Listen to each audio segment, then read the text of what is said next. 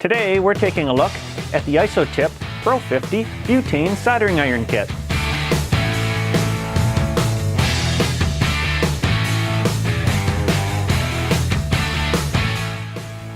Welcome to Ham Radio Q&A. I'm Michael, KB9VBR, your host to these little amateur radio adventures.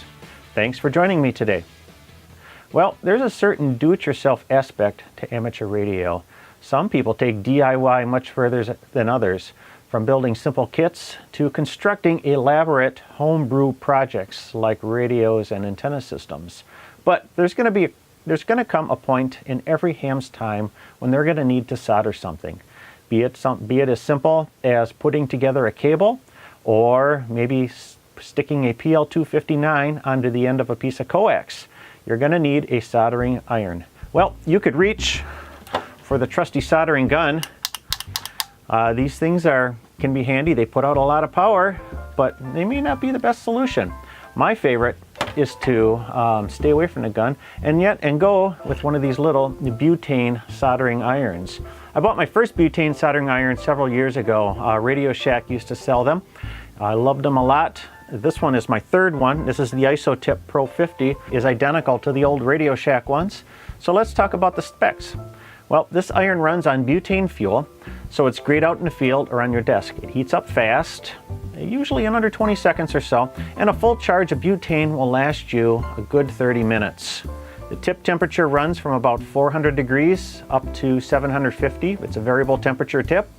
And also, at full power output, that would be the equivalent of about a 70-watt soldering iron.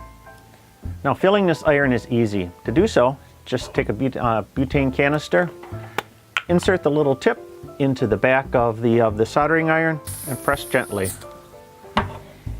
To light, open up, pull off the cap, open up the valve, and then use the little striker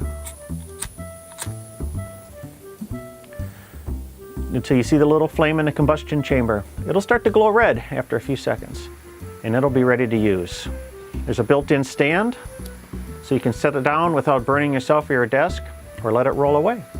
Finally, to turn it off, just move the lever to close the valve and to stop the flow of fuel. The tip will cool quickly, but you can cap it with the iron still warm and put it away into your toolbox. What I like about this iron is its convenience. It's ready to go in my toolkit whenever I need it. All I got to do is give it a little bit of fuel and light it. Heats up fast, works indoors and outdoors with no power cord required. Although when you're outdoors, you want to shield it from the wind for maximum effect. It's got enough power to put on a PL259, but it's got variable heat control, so it'll also work on those more sensitive soldering jobs. And now for the downsides. Well, there's a couple downsides about them. One is the durability. This is not the most rugged iron out there. And like I said, I've gone through a few of these over the years, maybe 3 in the last 15 years. What happens is usually a couple different things. One, either the little reservoir that holds the fuel will crack and the fuel will slowly leak out. And the other thing that usually happens is the little valve control stops working and it won't feed fuel to the combustion chamber. But other than that, it's a great soldering iron with a retail price of under $30. It's a great buy. You can buy a couple of them, keep one in your shop, keep one in your toolkit, keep one in your car. You're always ready to go with a good, reliable iron. Finally, here's a few tips on to make soldering easier. Rule number 1, keep your tip clean. Give it a little dab of solder and then wipe on a damp sponge. Also, if you're outdoors, you can give it a swipe on the grass to help tin that end. Rule number 2, tin the ends of your wire and your component connector first before you solder them together. Tinning first will make that soldering process a lot easier and faster. And rule number 3 is always work fast and use a hot iron. Apply the heat quickly so that the solder flows around the component. It should look smooth and shiny for a good solid connection. And when you're done soldering, check the integrity of the connection before moving on. Well, that's it for this episode of Ham Radio Q&A. Links to this product can be found in the description below.